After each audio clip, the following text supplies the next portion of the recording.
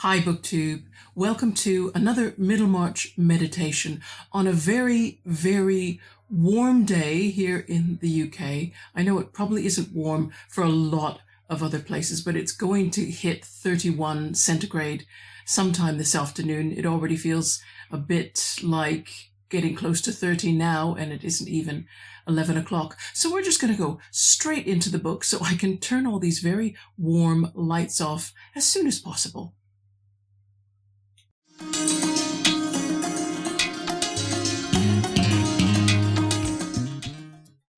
We're starting our reading at the bottom of page 171, where we left off in the last meditation. Mr. Fairbrother had just found an excuse to invite Dr. Lidgett into his study, get him away from his mother and his aunt and his sister and that more constrained female company, in spite the protests of that female company, which were permitted, and now they are in the study, so we are going to get a sense of what kind of place that is. My mother is not used to my having visitors who can take any interest in my hobbies, said the vicar, as he opened the door of his study, which was indeed as bare of luxuries for the body as the ladies had implied, unless a short porcelain pipe and a tobacco box were to be accepted. Men of your profession don't generally smoke, he said. Lidgett smiled and shook his head. Nor of mine either, properly, I suppose. You will hear that pipe alleged against me by Bulstrode and Company. They don't know how pleased the devil would be if I gave it up. I understand. You are of an excitable temper and want a sedative. I am heavier. I should get idle with it. I should rush into idleness and stagnate there with all my might.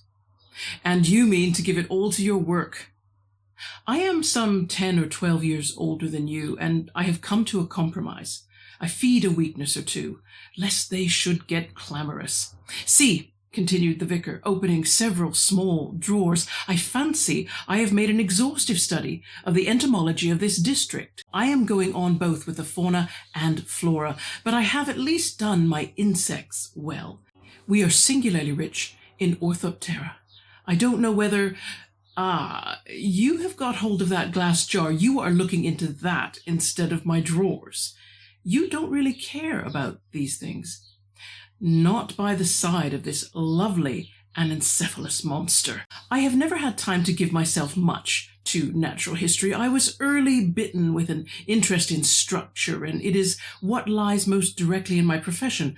I have no hobby besides. I have the sea to swim in there. You are a happy fellow, said Mr. Fairbrother, turning on his heel and beginning to fill his pipe. You don't know what it is to want spiritual tobacco, bad emendations of old texts, or small items about a variety of Aphis brassicae with the well-known signature of Philomicron for the Twaddler's magazine, or a learned treatise on the entomology of the Pentateuch, including all the insects not mentioned but probably met with by the Israelites in their passage through the desert, with a monograph on the ant as treated by Solomon, showing the harmony of the book of Proverbs with the results of modern research. You don't mind my fumigating you? Okay, time for an unpack on a few things. Bare of luxuries for the body, that phrase on page 171 at the bottom.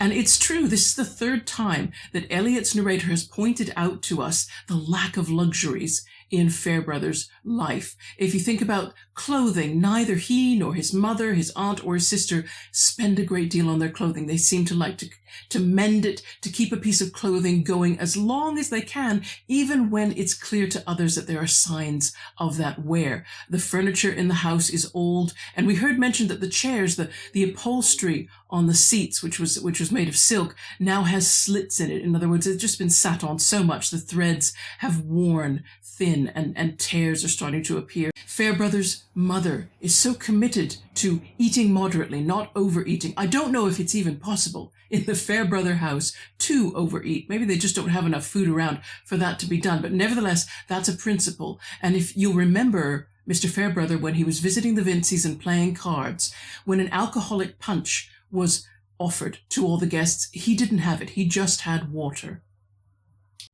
So with all that frugality and asceticism, it's interesting that Fairbrother allows himself one way of escape, if you like, one little luxury, one bad habit. He smokes a pipe. He smokes tobacco. And Bulstrode and his followers, being of a more Puritan frame of mind, they hold that against him, he says, because they don't think that's a good thing for a vicar to do. It doesn't set a good habit for him to be smoking. But for himself, Fairbrother says that the devil would be very pleased if he quit. I have never smoked, so I do not know, although I have had some, thankfully not too much, experience with people who have quit smoking and how difficult it is. So perhaps what he's saying is it would be too much. If I denied myself even that, with all the other things I deny myself, it would just be the straw that broke the camel's back. When Fairbrother admits men of our professions don't generally smoke, what is interesting, I went and did a bit of research on how far back did doctors begin to recommend that people not smoke. And it goes further back than you might think. There are instances, quotations from works written by doctors as early as the 17th and 18th century, saying that they would advise their patients not to smoke. And they gave anecdotal evidence of patients that they treated who'd been long-term smokers who were suffering various illnesses. Now, they couldn't, as we can, come up with quite the same detailed reasons, but they had already grasped the fact that smoking was a cause behind some of the illnesses they saw in their patients. But conversely, and here's the strange thing, there were also doctors who recommended smoking. That's got to be a perfect illustration of the state of medicine in 19th century England, that you could go to one practitioner and get one bit of advice about smoking, and you could go to another one and get the opposite advice. Now, Lidgett doesn't seem to oppose smoking on the grounds of health. He doesn't state it. Now, maybe he still believes it, but he doesn't state it. And it makes sense.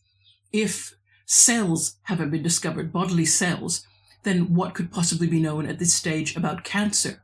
Lidgett's objection, as we see in the text, purely has to do with the effects of smoking on personality. And it's interesting that he considers smoking to be a sedative. That was not an uncommon view in the 19th century. And I'm going to read you an extract from an article that I found on JSTOR, of course, because I love JSTOR, which just gives a little insight into medical history and this opinion of tobacco being good as a sedative. The article is called Medical Aspects of Tobacco Smoking and the Anti-Tobacco Movement in Britain in the 19th Century by R.B. Walker. And I'm just reading you a single paragraph. It says, in 1870, Dr. J.C. Murray prescribed snuff for bronchitis and consumption, but his views were singular and unacceptable to most of his colleagues. Murray, who subscribed to the old-fashioned theory of 4 humors and 4 temperaments, stated that tobacco was injurious to the growing body before 25 years of age, unnecessary between 25 and 35, but beneficial to those over 35. There is no sign that other doctors agreed with these remarkable findings. Apart from using tobacco as an antispasmodic for asthma, some of them recommended, or at least tolerated, smoking as a sedative. Medical superintendents at some lunatic asylums prescribed pipe tobacco and snuff for the patients. Thus, in 1860, the annual report of the North and East Riding Lunatic Asylum disclosed that 310 pounds of tobacco and 2,016 pipes had been issued. In regard to the latter figure, it must be remembered that clay pipes were inexpensive and easily broken. And then we see the phrase, I am some 10 or 12 years older than you. Fairbrother kind of making the point of how much older he is than Lidgett. And you'll recall in chapter 15, we were told 3 times that Lidgett was 7 and 20. And because of this great age, he considered himself very experienced, considered himself to have got past all his inclination for serious error. And I just think it's interesting that Fairbrother is making this point that he is older. Maybe it's because Fairbrother is working to build a friendship with Lidgett, not just for himself, as we'll see. He states he certainly is for himself, but maybe because he wants to guide Lidgett. Maybe Fairbrother, 10 or 12 years ago, was a newcomer to Middlemarch. We know his mother's family came from Exeter on the south coast, so maybe he got his living at St. Botolph's through clerical connections. with his father would have had some. So he got the living, he moved up to the Midlands, and then he had to negotiate all these local politics, find his own way. And maybe he's just thinking, I should help out a newcomer, save him some trouble. And Fairbrother has all these cabinets with drawers. If you've never been to a museum of natural history, you might not know what he's doing, but these would be very deep, shallow drawers for storing specimens. They could be specimens of anything: birds' eggs, insects, plant material that's been dried, any number of things. It's obvious that Fairbrother has stated that he's working through all the flora and fauna, all the plant, and probably not all the animal material in the area, but maybe he was collecting the smaller things that can fit into the drawers. And he says that he believes he has completed a thorough gathering and storing of all the insects. And he talks in particular about the Orthoptera, which is the Latin word for that family of insects, which includes grasshoppers, crickets, locusts, katydids. I can't think of any others, but probably all of you can. I think some type of that species of insect gets all around the world. Everyone will have a local variation that they can think of. And then, in spite Mr. Fairbrother being so kind to show off all these specimens, is Dr. Lidgett paying attention? No, he's not. His eye has been caught by a jar. There's a jar that he's got hold of, and Fairbrother notices and says, oh, that's what you're really interested in. And some of you might be thinking, what on earth is this? Lidgett himself calls it the Anencephalous monster. Well, bear in mind, it's 19th century. Anencephaly is a condition whereby a baby in the womb, its spinal cord and brain and skull do not develop completely. And I am not going to put any pictures on screen. I looked at pictures. I found them extremely distressing. I couldn't bear to look at them. But it means that while the spinal cord is developing, things don't quite close off up at the top. And it means often that the baby's head is still partially open with the brain exposed, and the whole of the brain is not there. Really, all that the baby has is mostly the back of the brain, those areas that are more primitive to us as humans, that we share in common with other animals. And it's a horrible condition, and the baby almost never survives the birth, or if they do, they don't survive very long. And in the 19th century, they would almost certainly have died very shortly after birth. And so this is either a fetus that didn't make it to term, or a newborn baby, and it will be suspended in a jar of probably of spirits. There wouldn't have been formaldehyde at that time. It wasn't invented until 1856, so it would have been carbolic acid that would have been floating in. I think to me, it's just horrific. I wouldn't want to look at it at all, but Lidgett is fascinated by this specimen.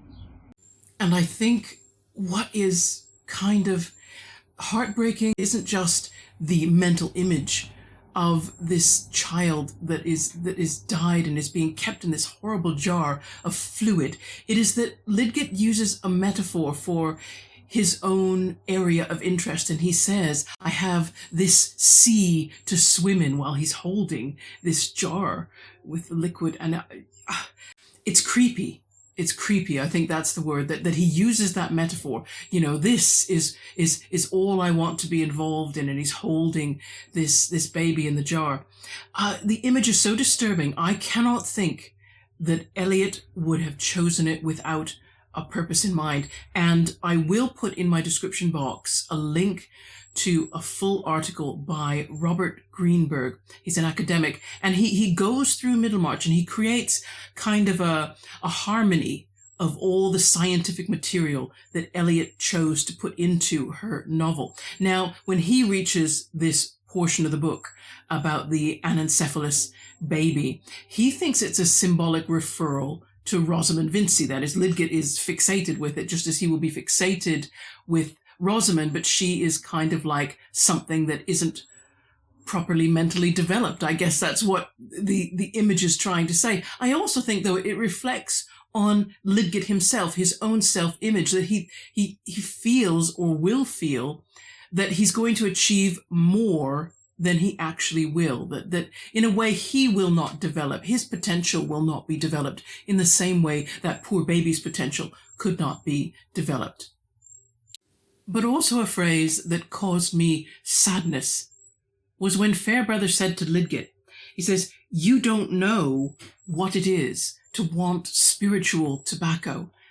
So referring to his habit and going, there's something else I need as well. I have a want that isn't satisfied by my pipe, and you are lucky you don't have it. And then he begins to quote a lot of strange things. He talks about bad emendations of old texts, small items about Apis brassicae, and he goes on and on and on. We can go through those in detail. The bad emendations of old texts, that simply means transcriptions. When texts were hand copied, errors appeared in the copies, and it is a fascinating study in itself to just look at different handwritten manuscripts to see where did the errors occur exactly, and to work out, were they deliberate, which ones were the errors and which were the correct text. That is a study all to itself. And if Joseph Francis Burton, if he's listening, will know the study of the scriptures and the manuscripts that they came from and the copies that we find, which we know are copies of copies of copies of copies.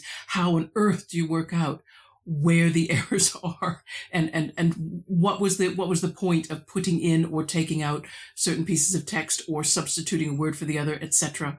So obviously Fairbrother says he would love to be fascinated with that, but doesn't seem to have the chance. Or he wants small items about Apis brassicae. Those are cabbage aphids. So he's obviously interested in insects in general, although there's probably were cabbage aphids in Middlemarch, so perhaps he wants more information about a species that he's found locally. And then he says, with the well-known signature of Philomicron. Well, Philomicron literally means a lover of very small things. I could not, in all my research, could not find that was a pseudonym for anyone. So I there's a part of me, and when he mentions Twaddler's Magazine, can't find a publication called Twaddler's Magazine. So it's almost like Fairbrother is creating kind of a wish list in his head of all these things he wants, including the etymology of the Pentateuch. Again, I couldn't find that any work has been written at Fairbrother's time. Subsequently, there have been publications written about the insects that Israelites would have encountered as they went from Egypt into the land that is now Palestine. Yes, there are publications now, but there weren't in Fairbrother's day. So it's almost as though he's imagining that it's like a wish list of books that don't yet exist, or maybe a wish list of things he would love to write himself, were he a man of greater leisure time and had his wealth from some other source than having to be the vicar of a church, which keeps him fairly busy, it sounds like. We carry on reading. Lidgett was more surprised at the openness of this talk than at its implied meaning, that the vicar felt himself not altogether in the right vocation. The neat fitting up of drawers and shelves, and the bookcase filled with expensive illustrated books on natural history, made him think again of the winnings at cards and their destination. But he was beginning to wish that the very best construction of everything that Mr. Fairbrother did should be the true one. The vicar's frankness seemed not of the repulsive sort that comes from an uneasy conscience seeking to forestall the judgment of others, but simply the relief of a desire to do with as little pretense as possible. Apparently, he was not without a sense that his freedom of speech might seem premature, for he presently said, "I have not yet told you that I have the advantage of you, Mr. Lidgett, and know you better than you know me. You remember Trawley, who shared your apartment at Paris for some time? I was a correspondent of his, and he told a good deal about you. I was not quite sure when you first came that you were the same man. I was very glad when I found out that you were. Only I don't forget that you have not had the like prologue about me." Lidgett divined some delicacy of feeling here, but did not half understand it. "By the way," he said, "what has become of Trawley? I have quite lost sight of him. He was hot on the French social systems and talked of going to the backwoods to find a sort of Pythagorean community. Is he gone?" "Not at all. He is practicing at a German bath and has married a rich patient." Then my notions wear the best so far," said Lidgett, with a short, scornful laugh. He would have it the medical profession was an inevitable system of humbug. I said the fault was in the men who truckle to lies and folly. Instead of preaching against humbug outside the walls, it might be better to set up a disinfecting apparatus within. In short, I am reporting my own conversation. You may be sure I had all the good sense on my side. Your scheme is a good deal more difficult to carry out than the Pythagorean community, though. You have not only got the old Adam in yourself against you, but you have got all those descendants of the original Adam who formed society around you. You see, I have paid 12 or 13 years more than you for my knowledge of difficulties. But Mr. Fairbrother broke off a moment and then added, "You are eyeing that glass vase again. Do you want to make an exchange? You shall not have it without a fair barter. I have some sea mice, fine specimens, in spirits, and I will throw in Robert Brown's new thing, Microscopic Observations on the Pollen of Plants, if you don't happen to have it already."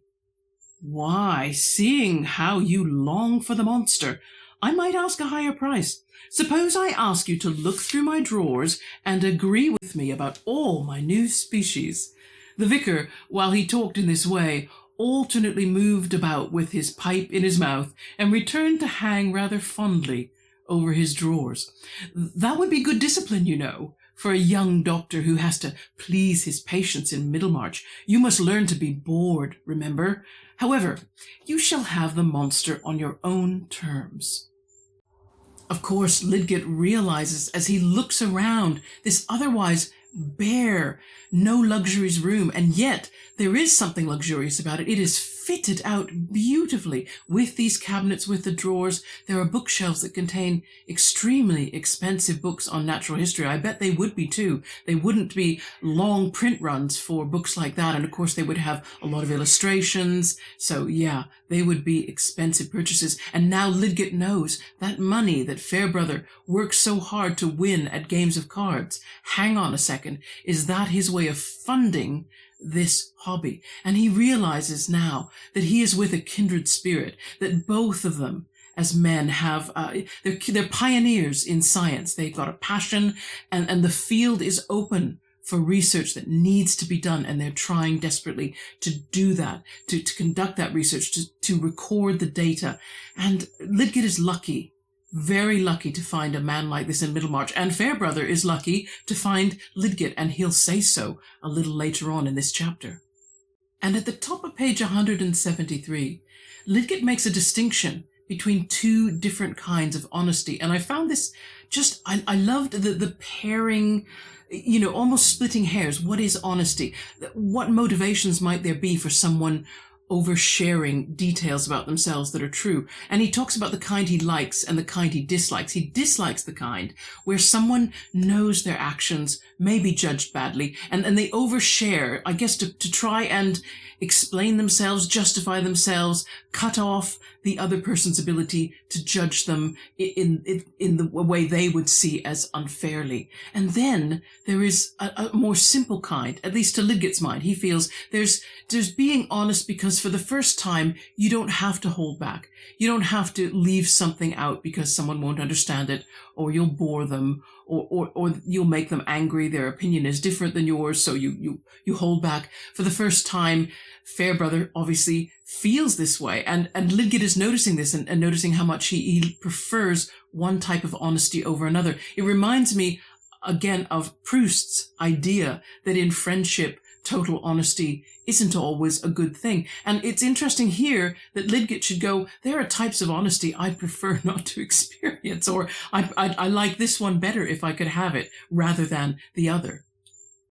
And then the narrator wants us to know that Fairbrother recognizes something that he's doing which is it would be a little out of order. The quote exactly is that his freedom of speech might have been premature.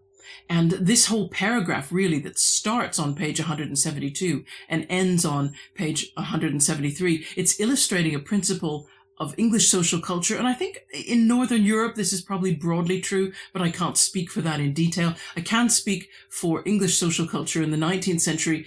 There are norms about how quickly one should reveal personal information to a new acquaintance, and then how much should be revealed, exactly what kind of things you should say. English culture does prefer some holding back. If you watch videos of Americans or Canadians like myself who've moved to the UK and are living there and are getting used to things, one of the cultural differences they note is it takes longer to get to know people, longer to make friends. And that's because personal information in England is treated as something precious. Privacy is treated as something precious, something that shouldn't be given away or shared too quickly. So Fairbrother he's very pleased to meet someone like himself, someone like Lidgett, and he lapses slightly and he says more about himself than probably in another situation where he was meeting a different person for the first time.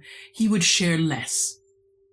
And then he admits to Dr. Lidgett, "I know you better than you know me." And it becomes apparent that there was a fellow that Lidgett was sharing his apartment in Paris with, a fellow called Trawley. And lo and behold, Fairbrother was a regular correspondent with Trawley. They were friends somehow, and they were exchanging letters.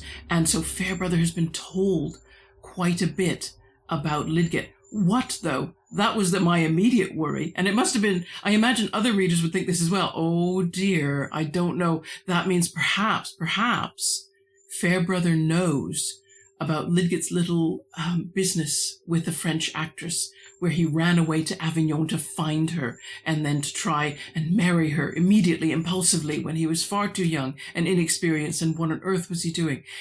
You just wonder now. That's going to be a big question mark. How much does Mr. Fairbrother know? He's not letting on, at any rate, if he does know about that incident. I also want to mention a phrase that is used on page 173. It says that Lidgett could tell, he divined some delicacy of feeling in Fairbrother. And you might think, what exactly does that mean? And delicacy, of course, is a word that has many meanings. But one thing it does mean is a great deal of tact and consideration, the ability to be sensitive and observant of the social situation around you, individuals in particular, and to formulate your response to those individuals using that tact and diplomacy and sensitivity. So Lidgett only perceives this quality imperfectly, and that may be because, no surprise here, Lidgett doesn't have a lot of that quality himself, but anyway, he doesn't understand it fully, but I think the reader who already has seen Fairbrother in several different contexts, what we can notice is that Fairbrother is a slightly different person depending upon the company he's in, isn't he? When he was at the Vincey's, he was kind of full of bonhomie, and he came in the room and he greeted everybody and he gave everybody a little special remark that was just for them. And then he was a different man when he was at home with his mother and his aunt and his sister. Then he was a little bit more, he held back a bit, wasn't he? He was quieter. He let his mother hold court. She was the dominant person in the room then. He only would say a little remark here and there, and it was always a bit sort of friendly teasing, a way of giving his mother a chance to say even more, to speak her mind even more. And then, of course, when he tried to take Lidgett out of the room for a different kind of social encounter and that the ladies all protested, he let them do that. He didn't reprimand them at all, even though Lidgett thought he really ought to. He ought to take charge of these women, that after all, he is the man of this household, and yet he didn't. And to me, that does show remarkable sensitivity. He does seem to be reading the people that he's with all the time and making a judgment call about exactly how should he react in their company to give them the best experience of his, to come away feeling that their time with him has been good. And in particular with the women, because he knows that the women in his house live very constricted, tiny, tedious lives. I mean, my video not long ago about persuasion and the tedium of Anne Elliot's life would be the same tedium for Fairbrother's 3 women. Where do they go? Probably there's no vehicle that Fairbrother owns. I very much doubt it. I bet he gets around on foot, possibly a bicycle, but that is probably the whole mode of transport he might have, which means the women in his house are even more constrained. They would only be able to get out as far as they could comfortably walk. For his mother, that's probably not far. People probably have to come to her. Maybe for his aunt, she does seem to get out a little bit. But again, how far does she go? Probably just in the local area. She probably sees the same people over and over and over, who all live very quiet, dull little lives. And so he has to let the women exercise their ability to express themselves, because they probably get no other chance to do so.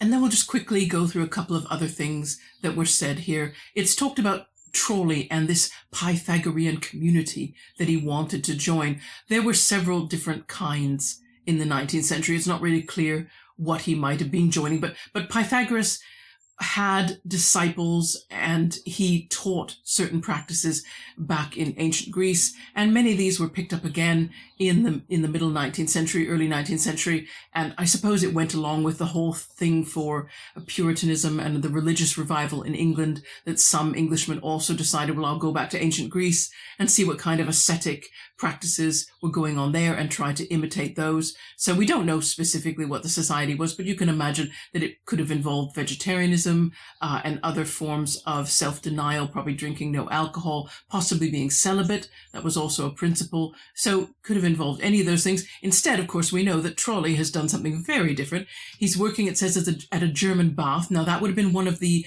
resort spas. And the one, my brain wants to come up with the one that was mentioned in Ford Maddox Ford's A Good Soldier. Bear with me one moment while I just remind myself where that was. Okay, we've looked it up on Google. It was Nauheim. The spa at Nauheim was where the characters in Ford Maddox Ford's The Good Soldier went. Now, that was much later, but nevertheless, the spa, I believe, would still have existed in the early 19th century. I also feel like saying Baden-Württemberg. Someone can correct me, please, in my comments box, if you know the answer. Have a good time down there letting everybody know, because there were several of these different resort towns and they were frequented by people with a lot of money. So if you were to get yourself a medical practice in such a town, you would get a lot of very wealthy patients, and yes, it'd be very easy to marry one, and then there you go. You're set for life, I think. So very different than the ascetic community that he was intending to join, which I think is interesting given the remarks that Lidgett goes on to make. Because he talks about how his friend Trolley was so disenchanted with the medical profession. He thought it was all full of humbug, inevitably full of humbug. In other words, you couldn't escape it. Whereas Lidgett said, oh, now, I don't think that's true. I think it's about the people. So you've got to stay in the medical profession and change it, disinfect it from the inside out. Now, Trolley doesn't seem to have done that, in spite his apparent enthusiasm for Pythagorean asceticism. He nevertheless went to, I don't know, Nauheim, for argument's sake perhaps, has married a very wealthy patient, and he's full of the same humbug that he would have accused all other doctors of being full of. So perhaps he just thought, it was inevitable, so why not embrace it? Lidgett is holding out. He thinks, no, I shan't be a victim. And he seems rather smug and triumphant, if I'm permitted to say so. I think the language suggests a certain triumphalism there, that he felt he's done better than Trolley. He recognized the truth he always knew.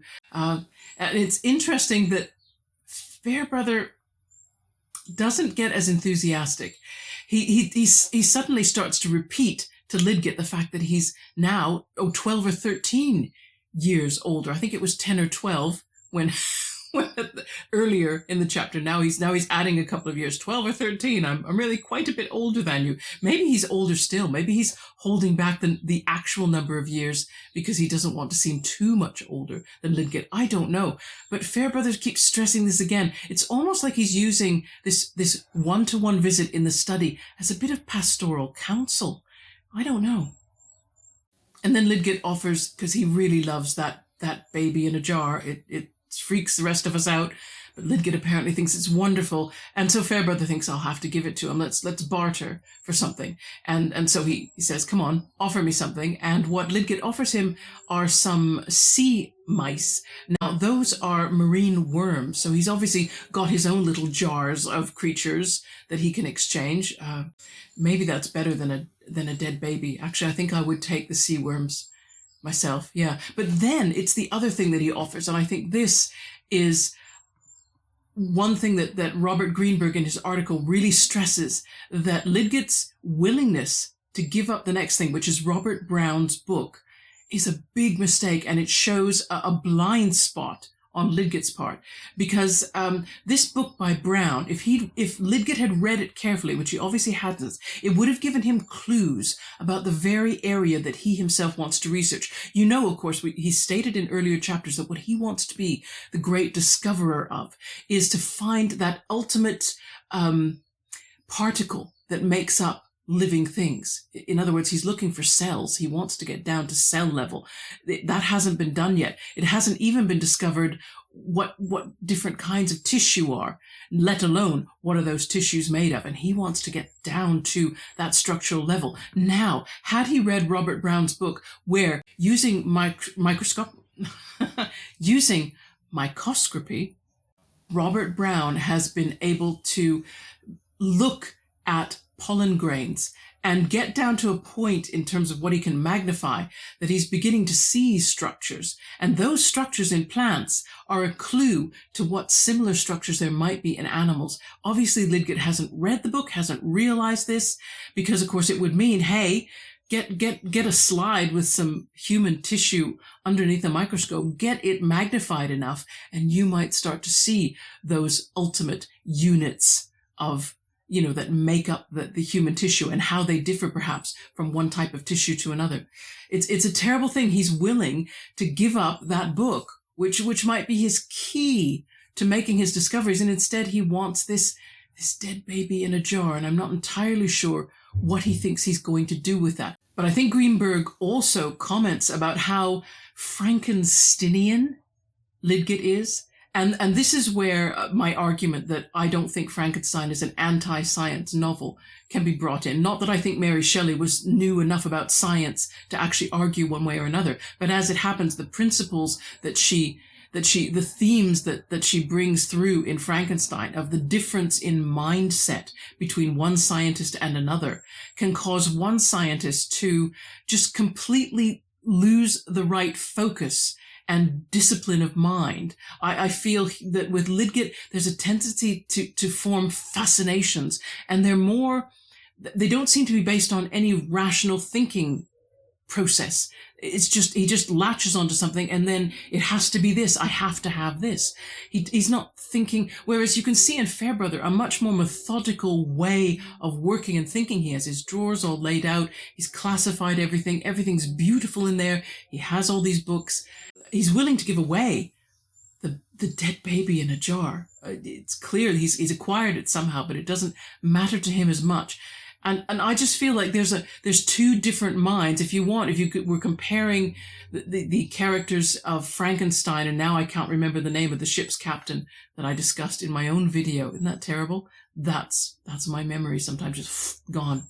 But, there were two different minds working there. They're both scientific in terms of their interests, but very different in the way they conducted their research. And similarly, I think Lidget and Fairbrother, side by side, same fascination with natural science, two different ways of wanting to work. And Lidget's is looking increasingly like a not very good way. We will go on reading. Don't you think men overrate the necessity for humoring everybody's nonsense till they get despised by the very fools they humor? Said Lidget, moving to Mr. Fairbrother's side and looking rather absently at the insects ranged in fine gradation, with names subscribed in exquisite writing. The shortest way is to make your value felt, so that people must put up with you, whether you flatter them or not. With all my heart. But then you must be sure of having the value, and you must keep yourself independent. Very few men can do that.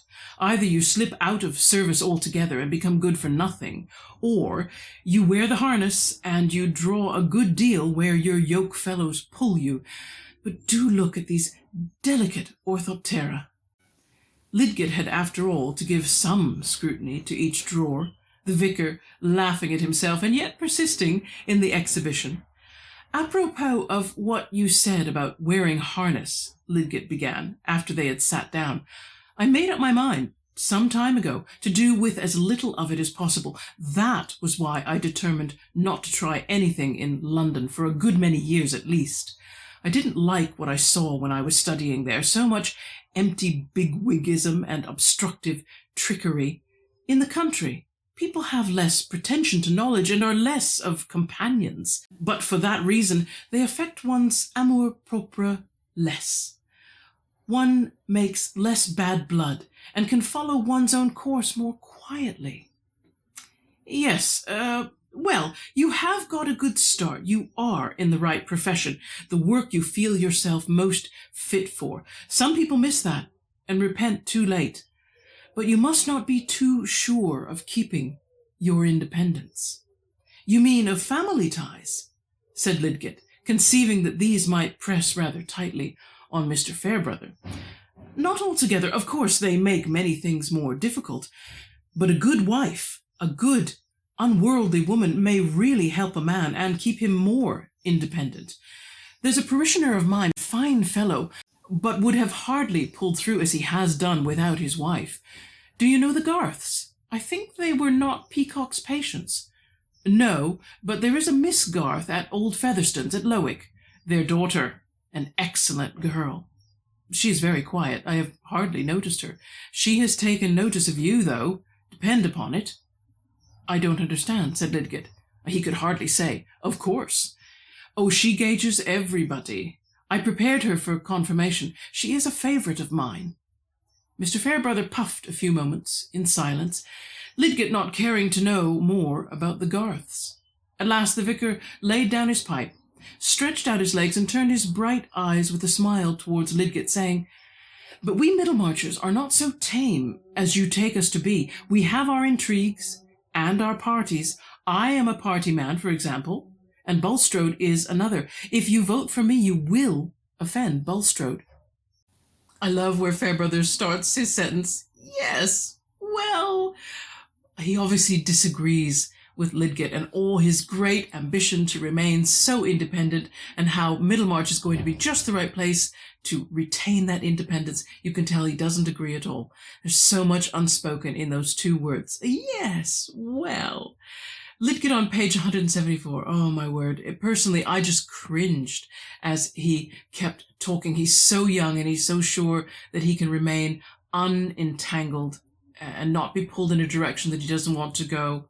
And what struck me also is how little interest Lidgett takes in the detailed work that Fairbrother has done with his specimens. Again, this suggests to me that he hasn't really got a good scientific mind, because I think a good scientific mind really likes that mundane, dull, but absolutely necessary, careful recording of little tiny details neatly, tidily, in an organized fashion so that you can look them up later. There's something about that does not work for him. He almost wants a little bit more drama. He almost wants something emotionally to happen to him, rather, and that's not necessarily going to happen. I'm sure it does happen in some way for Fairbrother. I'm sure he gets a certain emotional satisfaction out of recording those details, but Lidgett doesn't. I think Lidgett sees detail as dull, and I thought, what on earth are you doing getting involved in science then? You are not... I don't know what you should be, but it really ought not to be a scientist, because detail's got to come in there. There's no escaping it, and it's got to be recorded down in the beautiful way that Fairbrother has done with all his specimens in their drawers. And then suddenly the conversation is about Mary Garth, and that is interesting, because Fairbrother, I don't know why he wants to make so sure that Lidgett knows about this family. It's odd that he should bring them up in this one-to-one conversation. And what he points out about Mary Garth, because he thinks she's an excellent specimen, is she gauges everybody. In other words, maybe this is the usefulness that he sees in an unworldly woman is a kind of a political usefulness of women, because and I think this is right, because women in the 19th century, because they sat at a lower level politically and socially than men, they were therefore a little bit invisible, and they could watch and gauge and pick up information that a man might not, because he has to engage with other men, and that means that there isn't always time for objective observation of their behavior, of what they might do. And I think Mary Garth, for all intents and purposes, is just a slightly better kind of servant. She's a working class woman in a way. And of course, those were even more invisible, but they saw a lot. Servants saw a lot in Victorian households. She probably knows some things about Featherstone that would compromise him if she wanted to make them public. She doesn't say them openly because it would affect her position as a companion, and she's getting paid for that, no doubt. Now, the question is, did Fairbrother mention Mary in the hope that he could make a good match for her or for Lidgett? Did he see, aha, yes, I know a good unworldly woman that might help Lidgett with his aim of remaining independent? And he's thinking of Mary. And of course, he must be watching now Lidgett's reaction, which is, oh, yeah, Mary, well, she's a bit quiet, didn't really notice her. And then, even though Fairbrother allows a silence to pass in which Lidgett could ask some questions about Mary if he wanted, no questions get asked. So that must answer Fairbrother's question, if in his mind he was wondering whether there could be a match made between the two of them. We'll carry on reading now and finish the chapter. "What is there against Bulstrode?" said Lidgett emphatically. "I did not say there was anything against him, except that if you vote against him, you will make him your enemy." "I don't know that I need to mind about that," said Lidgett, rather proudly, "but he seems to have good ideas about hospitals, and he spends large sums on useful public objects. He might help me a good deal in carrying out my ideas. As to his religious notions, why, as Voltaire said, incantations will destroy a flock of sheep if administered with a certain quantity of arsenic. I look for the man who will bring the arsenic, and I don't mind about his incantations." "Well, very good, but then you must not offend your arsenic man. You will not offend me, you know," said Mr. Fairbrother, quite unaffectedly. "I don't translate my own convenience into other people's duties. I am opposed to Bulstrode in many ways. I don't like the set he belongs to. They are a narrow, ignorant set, and do more to make their neighbours uncomfortable than to make them better. Their system is a sort of worldly spiritual cliqueism. They really look on the rest of mankind as a doomed carcass which is to nourish them for heaven. But," he added smilingly, "I don't say that Bulstrode's new hospital is a bad thing, and as to his wanting to oust me from the old one, why, if he thinks me a mischievous fellow, he's only returning a compliment. And I am not a model clergyman, only a decent makeshift." Lidgett was not at all sure that the vicar maligned himself. A model clergyman, like a model doctor, ought to think his own profession the finest in the world and take all knowledge as mere nourishment to his moral pathology and therapeutics. He only said, "What reason does Bulstrode give for superseding you?" "That I don't teach his opinions, what he calls spiritual religion, and that I have no time to spare. Both statements are true, but then I could make time, and I should be glad of the £40. That is the plain fact of the case. But let us dismiss it. I only wanted to tell you that if you vote for your arsenic man, you're not to cut me in consequence. I can't spare you. You are a sort of circumnavigator come to settle among us, and will keep up my belief in the Antipodes. Now, tell me all about them in Paris." I like how Bulstrode becomes compared metaphorically to arsenic, which is, in certain doses, I believe it can be fatal quickly, but it tends to be fatal slowly, make someone more and more ill over time. And I thought, yeah, that sounds a bit like Bulstrode as we're getting to know him.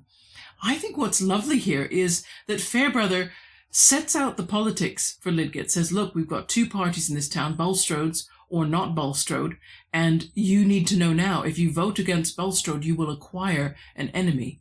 And that's very important. And Lidgett keeps trying to dismiss it. Oh, it can't be all that bad. What does it really matter? And Lidgett says, look, I'm not worried about it myself. I'm telling you right now, it doesn't bother me if you vote against me. I don't think about people that way. I let them vote as they will, and I don't see it as their duty to vote for me. My convenience is not someone else's duty. And then he emphasizes it on the final page as we're closing the chapter. He says, you are not to cut me in consequence, meaning you can't hurt me, Lidgett. If you vote against me, don't think that's it. I'm out of Fairbrother's friendship now. It's over. He says, no, that won't be the case, because he says, I can't spare you, meaning there are few men like you. I don't have a lot of people that I can talk to and feel that I can share my real passion with. You're there. So, vote for who you want. Take care of yourself and don't worry about our friendship. I think that's very magnanimous. And I think really also Fairbrother's advice is very good.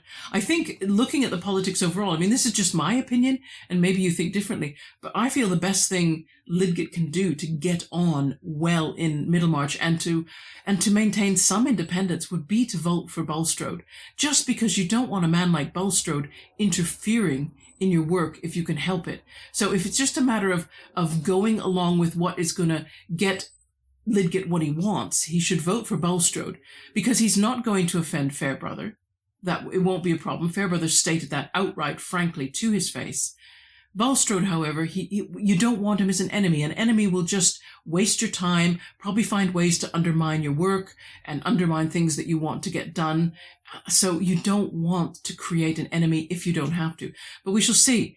Lidgett's been advised by probably the best person who can advise him, someone who's been in the area a long time, seems to have a similar mindset, and is warning him about the politics of Middlemarch. Let's see if he takes any good advice from that. And that's it for Middlemarch Meditation this time. I've got one more video to record. It's getting very warm in here, but I'm going to make it somehow. And then I'm going to relax for the rest of Saturday. So everyone, you relax too. If you're in the heat, if you're in the UK and it's getting a bit warm, or anywhere else where it's even warmer. And I hope your reading's going well. Good weather for reading, because why do something where you have to move around and work up any body heat? Okay, so I hope that's going well for you. I'll see you again in a few days' time. Take care. Bye-bye.